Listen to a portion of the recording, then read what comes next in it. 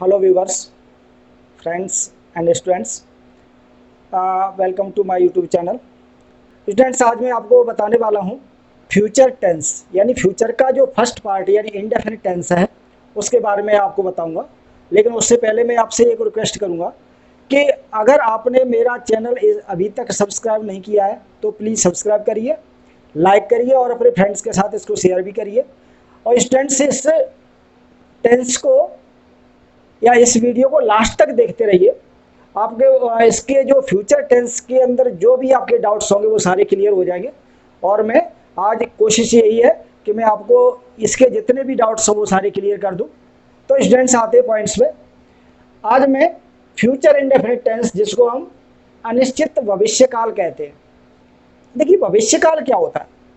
भविष्यकाल यानी जिसको हम कह सकते हैं कि फ्यूचर टेंस क्या होता है। फ्यूचर फ्यूचर का मतलब होता है न तो इसमें कोई काम खत्म हुआ है और ना ही चल रहा है, यानी खत्म होना है, यानी आगे काम होना है। अगर जिसमें कोई काम आगे होना हो उसको हम फ्यूचर टेंस कहते हैं। यानी मैंने बताया कि पहचान, हिंदी के जिन वाक्यों में वाक्य के अंत में गा गी गे लगा होता है, यानी जैसे मैं कहूँगा मैं पढ़ूंगा, मैं बाजार जाऊंगा, मैं फुटबॉल खेलूंगा, तो यानी जिसमें गागी गे लगा होता है वो हमारा वाक्य जो है फ्यूचर इंडेफिनिट टेंस का होता है। और स्टूडेंट्स, अगर इंग्लिश में आपको कोई देखना हो तो आपको कुछ ऐसे वर्ड्स मिलेंगे जिनके द्वारा आपको ये क्लियर हो जाएगा कि ये वाक्य जो है फ्यूचर इंडेफिनिट टेंस का है। तो ऐसे वाक्य जिन एक्शन तथा ऐसे एक्शन का वर्णन करने के लिए जो फ्यूचर को दर्शाने वाला समय दिया हो, जैसे टुमारो है यानी आने वाला कल, या नेक्स्ट लगा हुआ है जिसमें next day, next month, next year या नेक्स्ट मॉर्निंग या नेक्स्ट इवनिंग, कुछ भी कह सकते हो, यानी नेक्स्ट जरूर लगा होगा। यानी ये तो हमारी होती है यानी फ्यूचर इंडेफिनिट की पहचान। अब आते हैं स्टूडेंट्स, इसका क्या रूल्स होते हैं। मैंने बताया इसमें जो रूल्स होते हैं वो होते हैं, सबसे पहले मैं इसकी हेल्पिंग वर्ब बताना चाहता हूं। जो हेल्पिंग वर्ब होती हैं वो होती हैं विल और शैल।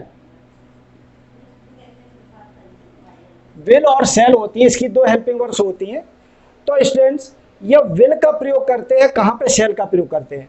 तो शैल का जो प्रयोग होता है वो आई और वी, यानी जो दो फर्स्ट पर्सन के प्रोनाउन हैं, आई मीन्स मैं और वी मीन्स हम, ये फर्स्ट पर्सन के प्रोनाउन जहाँ पे भी लगे होंगे एज ए सब्जेक्ट के रूप में, वहां पे हम हेल्पिंग वर्ब शैल का प्रयोग करेंगे। और आई और बी को छोड़ करके, यानी चाहे सेकंड पर्सन हो या थर्ड पर्सन हो, उनके साथ हम विल का प्रयोग करते हैं।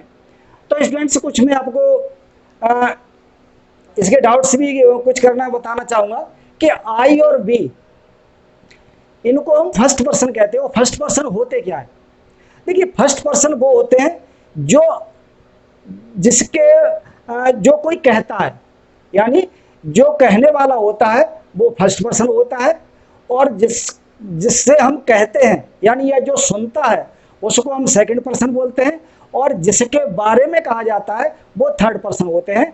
तो स्टूडेंट्स, हमें पता है कि जो आई और वी होता है ये फर्स्ट पर्सन है, यू और योर जो है सेकंड पर्सन है, और बाकी others he she it name they वगैरह वो क्या होते हैं? वो हमारे थर्ड पर्सन होते हैं।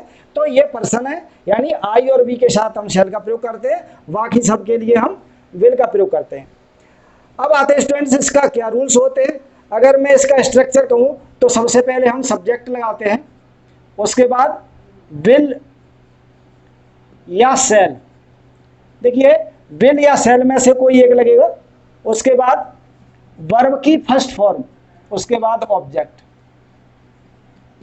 इस तरीके से यानी जो फ्यूचर इंडेफिनिट का जो स्ट्रक्चर होगा वो हमारा क्या होगा? पहले सब्जेक्ट लगाएंगे, उसके बाद विल या शैल, यानी अगर आई और बी होगा तो शैल का प्रयोग करेंगे और बाकी सबके लिए विल का प्रयोग करेंगे। और लेकिन इसके साथ हम जो है वर्ब की फर्स्ट फॉर्म का प्रयोग करते हैं, उसके बाद ऑब्जेक्ट।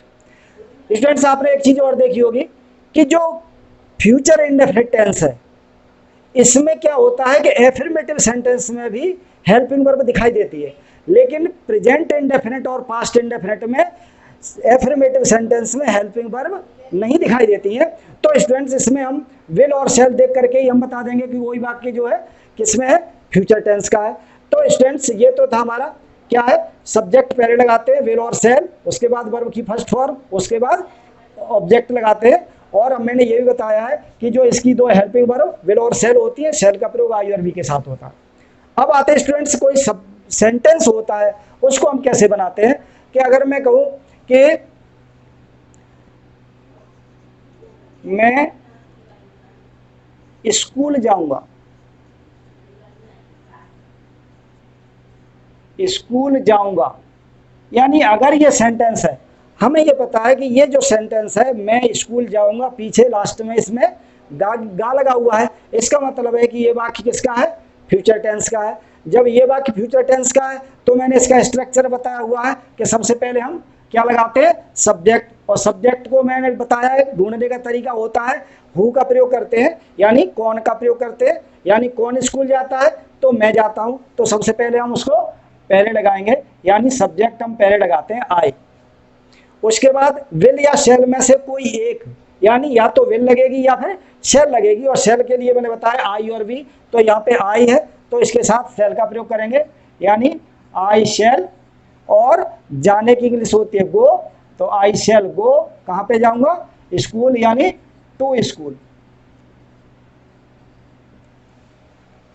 स्टूडेंट्स ये हमारा जो वाक्य था, मैं स्कूल जाऊंगा, I shall go to school, यानी गागी के लगा हुआ था, तो इसमें आई के साथ हमने शेल का प्रयोग किया है हेल्पिंग वर्ब, और वर्ब की फर्स्ट फॉर्म का प्रयोग किया है। सेंटेंस वही है। मैं कई बार इस बात को दोहरा चुका हूं कि जब हम एक टेंस से दूसरे टेंस में जाते हैं तो हमें या तो हेल्पिंग वर्ब और या मेन वर्ब में कुछ चेंजिंग करनी पड़ती है। इसमें भी हमने शेल का प्रयोग किया और वर्ब की फर्स्ट फॉर्म का प्रयोग किया है, सब्जेक्ट और ऑब्जेक्ट जो कि तो रहते हैं।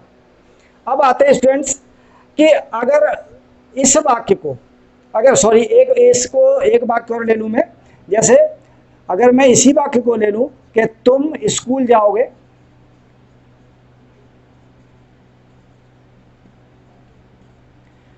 तो ये क्या बनेगा, तो देखिए क्या बनेगा, तुम स्कूल जाओगे, तो तुम की इंग्लिश, यानी सबसे पहले हम सब्जेक्ट लगाएंगे यू, उसके बाद हम यानी विल और शेल में से कोई एक लगाएंगे, तो हमें पता है कि आई और बी के लिए शेल, तो यू के साथ विल आएगा, यू विल, और वर्ब की फर्स्ट फॉर्म टू स्कूल।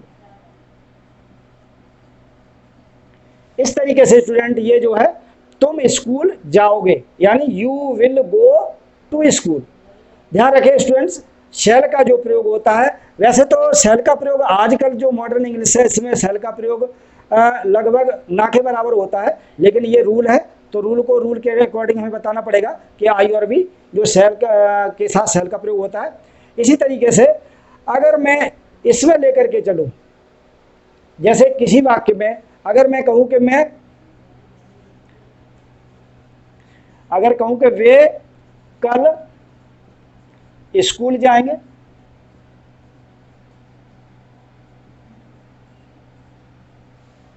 वे कल स्कूल जाएंगे, यहां ध्यान रखिए, यानी इसी तरह अगर इसका ट्रांसलेशन करेंगे तो वे की इंग्लिश होती है दे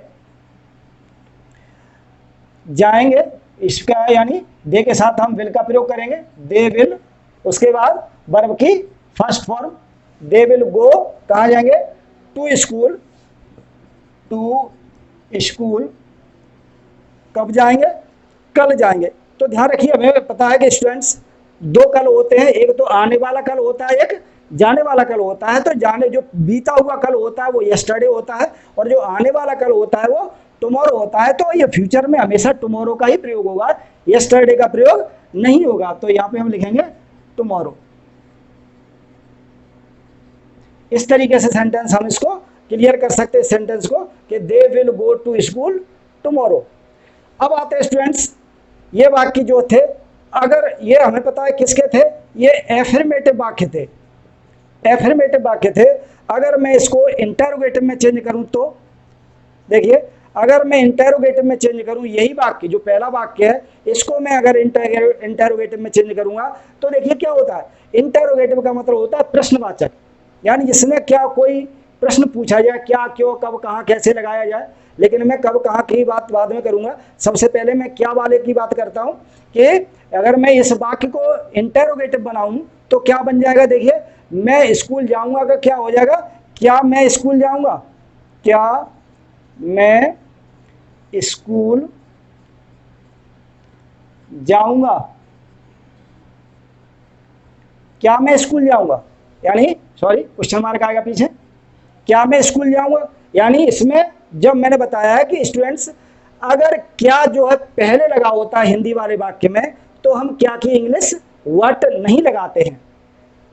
अगर क्या बीच में लगा होता है तो हमें क्या की इंग्लिश लगानी पड़ती है। अदरवाइज हम क्या करते हैं कि इसके अंदर जो हेल्पिंग वर्ब होती है उसको सिर्फ हम पहले लगा देते हैं, बाकी एडिट कर देते हैं, तो इंटरोगेटिव वाक्य बन जाता है। तो देखिए हमारा मैं कल स्कूल जाऊंगा तो आई शैल गो टू स्कूल था। अगर मैं कहूँ कि क्या मैं स्कूल जाऊंगा, तो इसमें जो ये हेल्पिंग वर्ब है ये शैल, तो हम इसको पहले लगा देंगे, यानी शैल आई गो टू स्कूल, पीछे क्वेश्चन मार्क है। यानी ये सेंटेंस हमारा बन जाएगा, इंटरोगेटिव बन जाएगा कि शैल आई गो टू स्कूल, यानी क्या मैं स्कूल जाऊंगा, यानी इंटरोगेटिव वाक्य बन गया। अगर मैं कहूं कि क्या तुम स्कूल जाओगे, क्या तुम स्कूल जाओगे, तो देखिए ये वाक्य कैसे बनेगा, क्या तुम स्कूल जाओगे, इसमें भी क्या पहले लगा हुआ है। जब इसमें क्या पहले लगा है, तो जैसे हमने इसमें विल का प्रयोग शैल का प्रयोग आगे किया हुआ था, तो you will go to school है ये एफर्मेटिव का, तो इसका जो विल उठा करके आगे रख दीजिए बस, यानी ये हो जाएगा will you go to school. देखिए स्टूडेंट्स कि इसमें क्या होता है, मैंने बताया जब क्या हम पहले लगाते हैं इंटरोगेटिव सेंटेंस बनाते हैं तो उसकी हेल्पिंग वर्ब को आगे लगा दीजिए, बाकी एडिट यानी पीछे लगा दीजिए, तो इस तरीके से इंटरोगेटिव वाक्य बन जाता है। इसी तरीके से अगर मैं इसको भी अगर बदलना चाहूं तो क्या ये बनेगा, क्या वे कल स्कूल जाएंगे,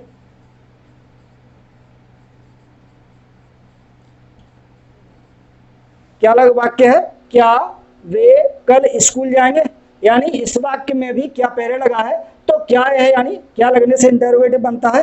तो मैंने ये बताया था कि ये जो एफर्मेटिव था कि they will go to school tomorrow, ये हमारा एफर्मेटिव था, लेकिन अगर हम इंटरोगेटिव बनाएंगे तो क्या होगा, ये जो विल लगा हुआ है इसको आगे ले आइए, यानी जिस तरीके से मैंने इससे पहले वाले में किया हुआ है कि will they go to school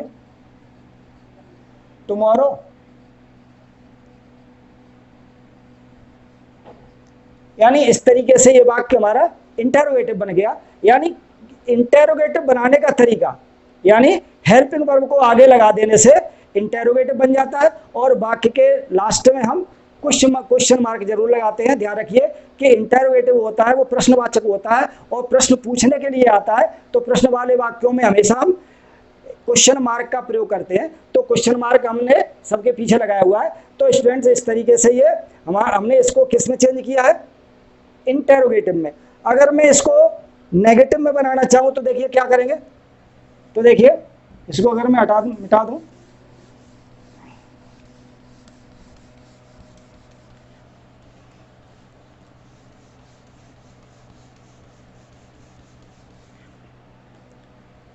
अगर ये वाक्य मैं स्कूल जाऊंगा ये एफर्मेटिव सेंटेंस है, अगर मैं इसको नेगेटिव में चेंज करना चाहूँ, किस में चेंज करना चाहूँ, नेगेटिव में चेंज करना चाहूँ, तो नेगेटिव की जो स्ट्रक्चर होता है वो देखिए क्या होता है कि इसमें सबसे पहले हम सब्जेक्ट लगाते हैं, उसके बाद विल या शैल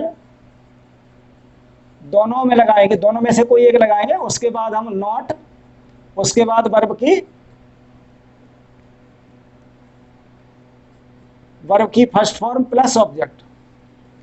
इस तरीके से हम इसका स्ट्रक्चर बनाते हैं, सबसे पहले सब्जेक्ट, उसके बाद विल या शैल में से कोई एक, उसके बाद नॉट, उसके बाद वर्ब की फर्स्ट फॉर्म, उसके बाद ऑब्जेक्ट लगाते हैं।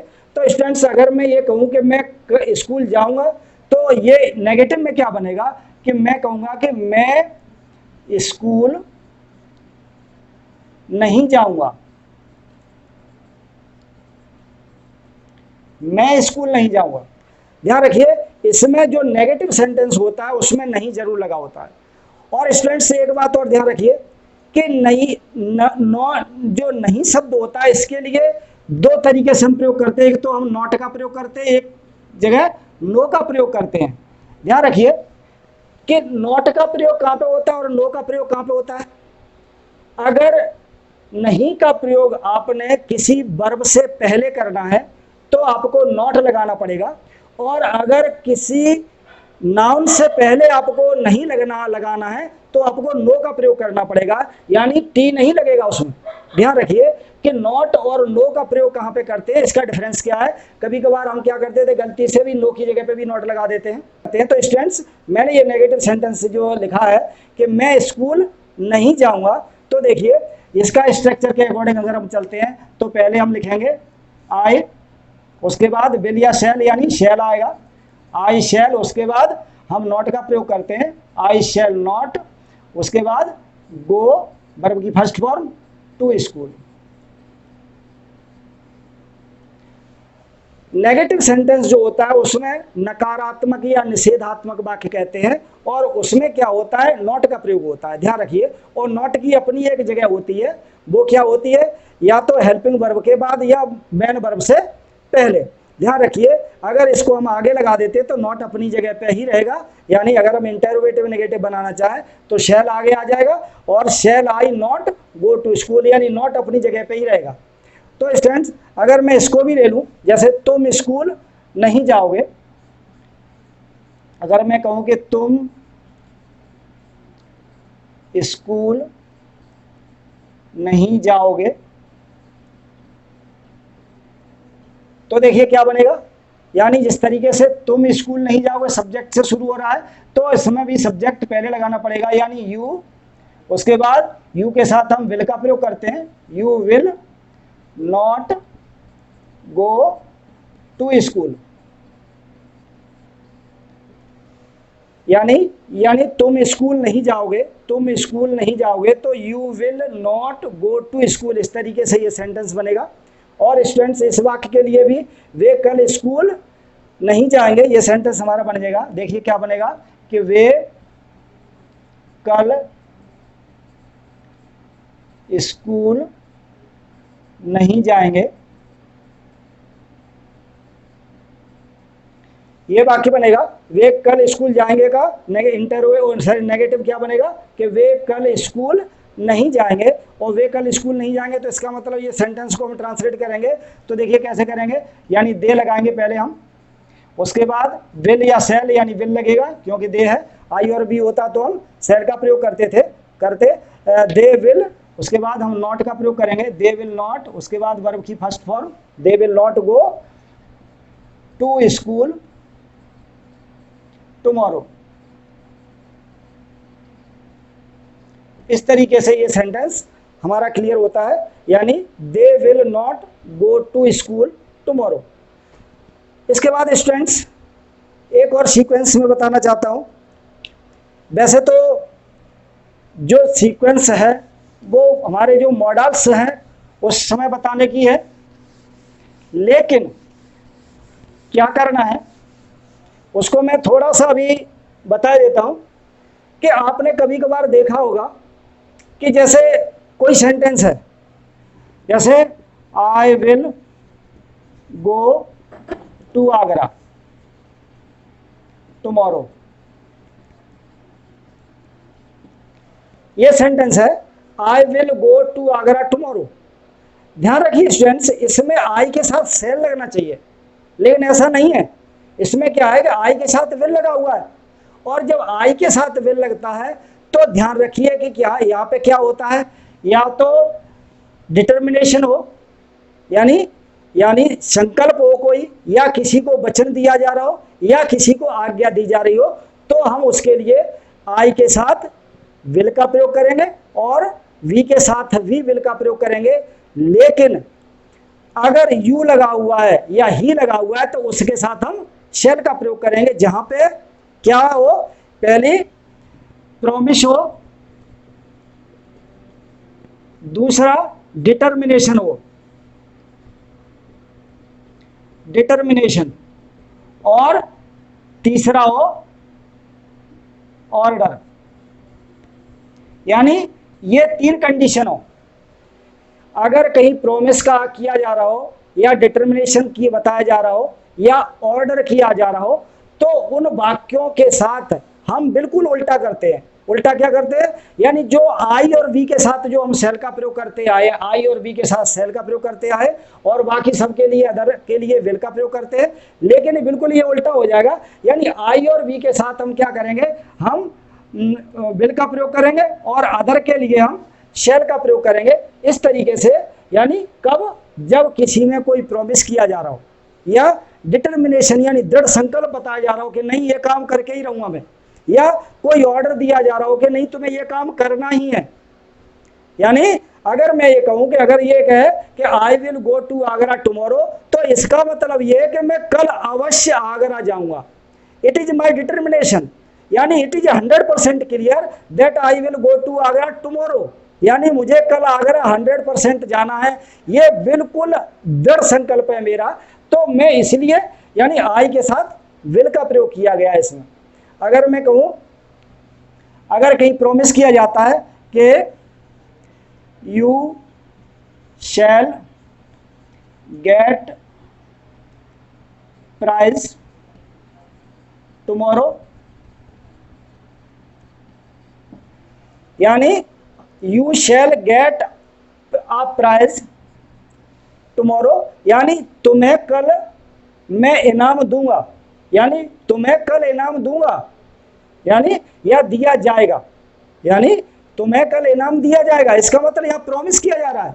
क्या किया जा रहा है, यानी यू शैल, देखिए यू के साथ शैल का प्रयोग हुआ है, और जब यू के साथ शैल का प्रयोग होता है तो ध्यान रखिए कि इसमें कोई प्रॉमिस किया जा रहा है, और प्रॉमिस क्या किया जा रहा है कि आपको इनाम दिया जाएगा, यानी प्राइज जो है कल तुम्हें जरूर दिया जाएगा। तो इस तरीके से ये वाक्य कुछ होते हैं। या मैं कहूं कि you will finish this work by tomorrow,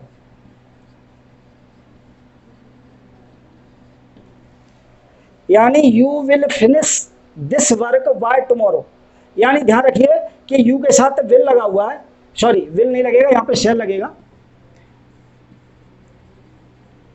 you shall finish this work by tomorrow, यानी इसमें क्या बोला जा रहा है, इसमें ऑर्डर दिया जा रहा है। क्या दिया जा रहा है, ऑर्डर दिया जा रहा है। ऑर्डर ये किया जा रहा है कि तुम्हें ये काम कल तक खत्म करना होगा, यानी इसमें ऑर्डर दिया जा रहा है और इसमें प्रॉमिस किया जा रहा है। और यहाँ पर ध्यान रखिए कि I will go to Agra tomorrow, ये तो टुमारो है, यानी यहाँ पे कोई डिटर्मिनेशन किया जा रहा है या संकल्प किया जा रहा है। तो स्टूडेंट्स ध्यान रखिए कि आप अगर कहीं पे भी आई और वी के साथ विल का प्रयोग देखें तो इसका मतलब ये समझ लेना कि इन तीनों कंडीशन में से कोई एक कंडीशन है, और यू या ही या दे या किसी के नाम के साथ अगर शैल लगा हुआ है तो भी यही कंडीशन होती है, यानी बिल्कुल उल्टा हो जाता है। तो ध्यान रखिए स्टूडेंट्स, ये जो होता है ये फ्यूचर टेंस होता है। आज मैंने आपको फ्यूचर टेंस क्या होता है, क्या इसकी पहचान होती है और कहाँ कहाँ पे इसका प्रयोग होता है, इसके स्ट्रक्चर यानी एफर्मेटिव सेंटेंस, इंटेरोगेटिव और नेगेटिव कैसे बनते हैं, और इसकी कुछ कंडीशंस भी होती हैं कि जहाँ पर हम इस चीज़ का यानी आई और बी के यानी फर्स्ट पर्सन के प्रोनाउन के साथ भी हम विल का प्रयोग करते हैं, और जो सेकंड और थर्ड पर्सन के साथ अभी हम शैल का प्रयोग करते हैं कभी कभी। तो उस कंडीशन को आपकी क्लियर हो गया होगा। इस तरीके से स्टूडेंट्स ये जो फ्यूचर टेंस है, बिल्कुल अगर आपको इस टेंस के बारे में और भी करना है तो थोड़ा सा प्रैक्टिस और करिए, 2-4 वाक्य लीजिए और 2-4 वाक्यों को उनको क्या करना है, आप एफर्मेटिव से इंटेरोगेटिव और नेगेटिव में उसको चेंज करना शुरू करिए। रूल्स आपके सामने हैं, इन्हीं रूल्स को फॉलो करिए और बहुत अच्छी तरह से आप कर सकते हैं। Thank you.